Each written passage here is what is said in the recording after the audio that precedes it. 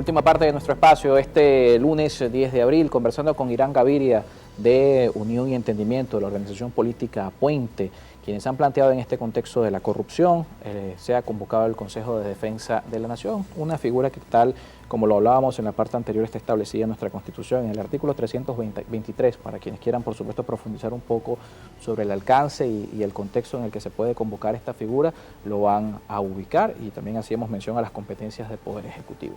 Hay un tema en todo esto que ha trascendido en los últimos días y que sirve de alguna manera de punto de encuentro. El reclamo por el territorio Esequibo, un reclamo histórico de nuestro país a Guyana, que para nosotros significa casi un 15% del territorio, para Guyana significa también un reclamo de casi el 70% de lo que representa la nación. Es un punto que une hoy en los distintos sectores políticos del país, en los distintos sectores de la vida social. Puede servir como antesala, porque además lo hemos visto en otros escenarios, el caso de las mesas de diálogo, el acercamiento entre gobierno y oposición, ha sido coincidencia siempre el tema del Esequibo. Hoy en este contexto donde la corrupción también puede ser un punto de encuentro, porque la corrupción, como lo hemos mencionado acá, la corrupción, no hay corruptos buenos ni corruptos malos, la corrupción es mala y es un mal de nuestra región, no solamente del caso de Venezuela. Así es. El tema del Esequibo es un tema delicado, es un tema trascendente. De hecho, fue el primer acuerdo en la mesa de negociación en México entre el gobierno de Nicolás Maduro y la delegación de la Plataforma Unitaria. Un acuerdo en defensa del reclamo justo de Venezuela sobre el territorio Esequibo. Y nosotros en Puente coincidimos con los venezolanos, ese es un territorio que nos pertenece. Desde 1777, cuando se crea la Capitanía General de Venezuela y se establece el territorio, allí está el territorio Esequibo.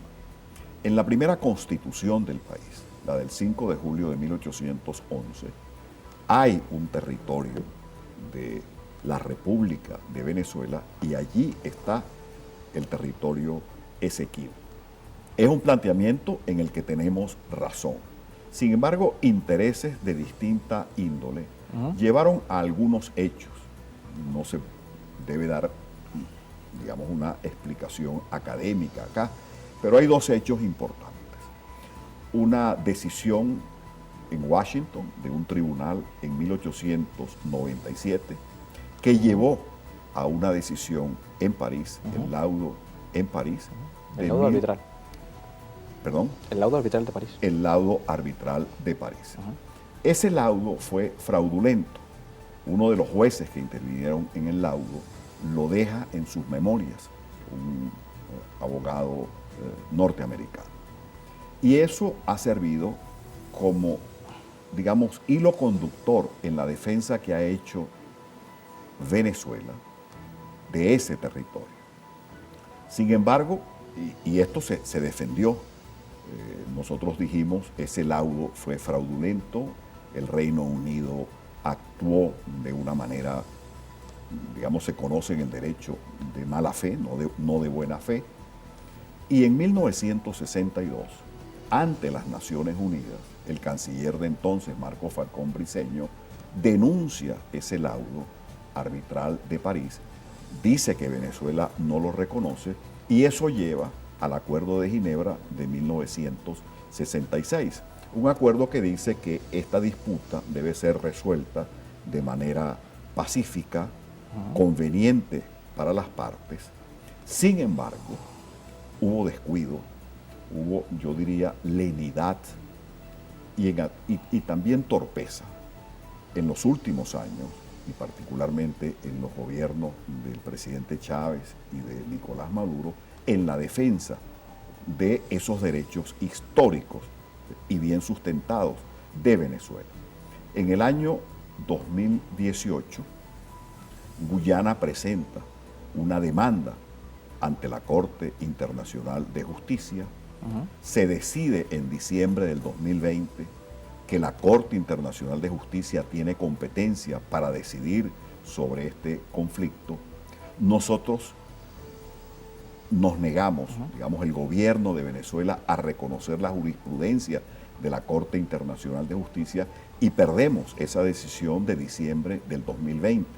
en una votación de los jueces, de 12 jueces a favor de la posición de Guyana y 4 votos a favor de Venezuela.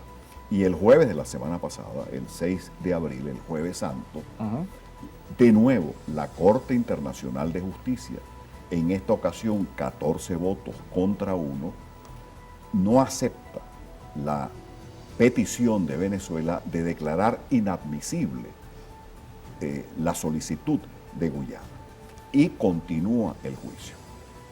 ¿Qué quiere decir esto? Que nosotros en 2020, diciembre del 2020 y en abril del 2022, hemos tenido 2 reveses en la Corte Internacional de Justicia que son delicados. ¿Qué plantea Puente en relación a esto? Que haya un acuerdo nacional. La foto donde aparece el canciller Iván Gil, la vicepresidente Delcy Rodríguez y el ministro de la Defensa, el general Padrino López, dando cuenta de lo sucedido el jueves de la semana pasada, no es una foto que nos favorece a nosotros, porque este tema del Esequibo, el tema de Guyana, no es un tema del gobierno de turno, no es un tema ni siquiera del Estado, es un tema de la nación. La nación es el territorio, son las costumbres, es el idioma, es la idiosincrasia. Y por esta razón adicional, aparte del tema que tocamos en el segmento anterior, Carlos, sobre el tema de la corrupción, porque está en juego la soberanía nacional. No son solo 159.500 kilómetros que pertenecen a Venezuela, sino las riquezas naturales que hay allí y la salida, la fachada Atlántico, porque de dictaminar la Corte Internacional de Justicia que Guyana tiene razón en su alegato, estaríamos perdiendo nosotros parte también de la salida hacia el Atlántico vía el delta. Entonces este es un tema muy delicado y muy sensible que no debe ser solo un tema del gobierno, solo un tema del Estado, sino un tema de la nación. Y por esto nosotros decimos, hay demasiados elementos en las circunstancias actuales para que la nación se una en torno a lucha contra la corrupción, establecimiento de responsables y de sanciones, mejoramiento de las condiciones económicas y sociales de la mayoría de nuestros compatriotas, mejoramiento de los servicios públicos y defensa del territorio que históricamente nos pertenece.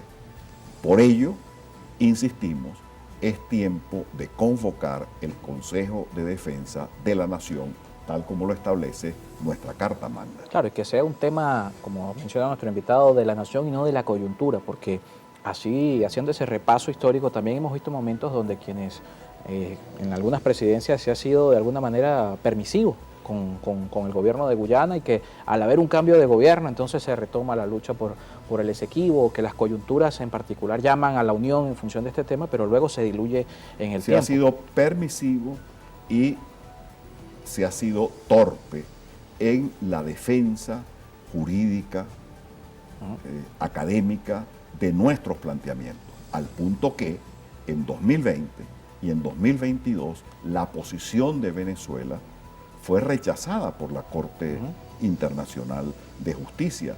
Entonces ahora se va al fondo del tema y la decisión que se tome, aun cuando Venezuela ha dicho a través de los enviados del gobierno que no reconoce la jurisprudencia de la Corte Internacional de Justicia para este tema, es una decisión que de resultarnos adversa, Dios no lo quiera, y todos debemos ayudar a que la posición histórica sobre el Esequibo, que es de la nación venezolana, es un tema delicado y es un tema que debe unirnos y debe haber una participación amplia de todos los sectores y además una participación competente.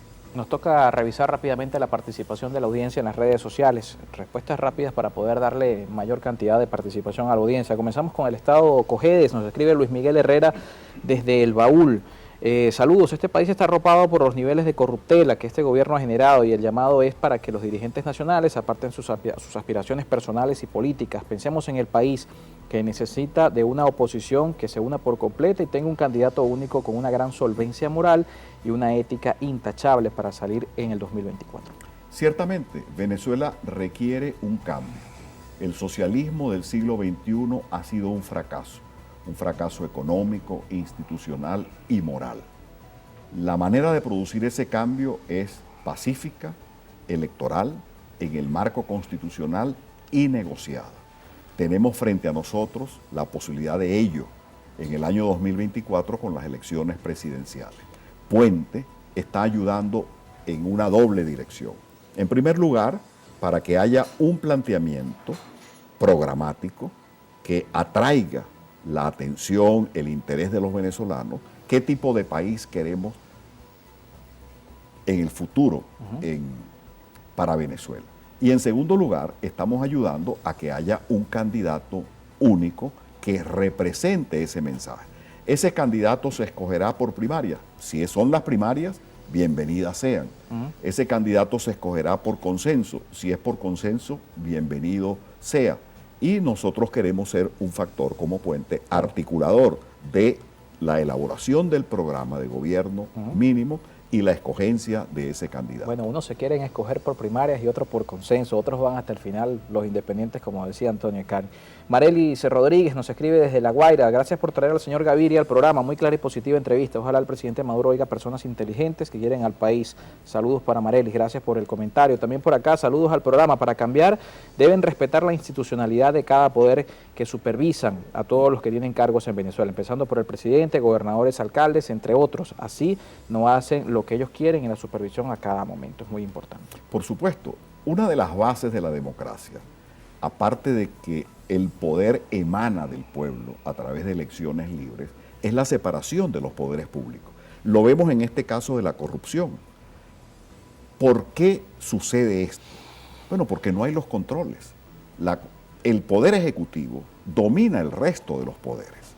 No funciona la Contraloría General de la República, no funciona la Asamblea Nacional electa en 2020, que tiene una comisión de Contraloría que ha debido hacerle seguimiento a estas denuncias, no funciona el Poder Judicial, porque son poderes que han sido secuestrados por el Poder Ejecutivo. El país que nosotros queremos, el país del futuro, es el país democrático, el país que establece la Constitución, en donde hay pesos y contrapesos, y no está el poder omnímodo del Poder Ejecutivo y del PSV o del partido de gobierno del momento, sino que haya separación de poderes, y esto permite luchar efectivamente contra flagelos como la corrupción. Doctor, muchísimas gracias por acompañarnos esta tarde. Muchas gracias, Carlos, y muchas gracias a todos los venezolanos y venezolanas que siguieron este importante espacio. Irán Gaviria con nosotros del movimiento Puente, Unión y Entendimiento. Recuerden que nuestro contenido también está disponible en el canal de YouTube. Disculpas a los que no pudimos leer sus comentarios. Por acá Alexandra Navarro nos escribió desde Latillo, Ángel González desde Huigüe, en Carabobo, también desde Coro nos escribió Arquímedes Coronel, en Cumaná nos escribieron también por aquí Tomás Avendaño y en Maturín Carlos Rodríguez. Gracias a todos los que por allí interactuaron con nosotros en el WhatsApp 0412-700-7606, también en Twitter algunos comentarios. Saludamos, por cierto, al usuario Henry Socorro, @LBQ, que nos había enviado también un comentario a través de esta cuenta en Twitter, @EnContextoPiso y @Carlos Penaloza. Nos vemos mañana nuevamente a la 1 de la tarde. Los esperamos como siempre para sus preguntas y comentarios. La profesora Elsa Castillo va a estar con nosotros en estudio. Vamos a hablar del reclamo del magisterio venezolano. Los maestros continúan en la calle reclamando mejoras salariales, y también Carlos Prosperi de Acción Democrática va a estar con nosotros en estudio. Vamos a hablar de primarias y de lo que, por supuesto, es el desarrollo de esta campaña de cara a la definición de un candidato para los sectores de oposición.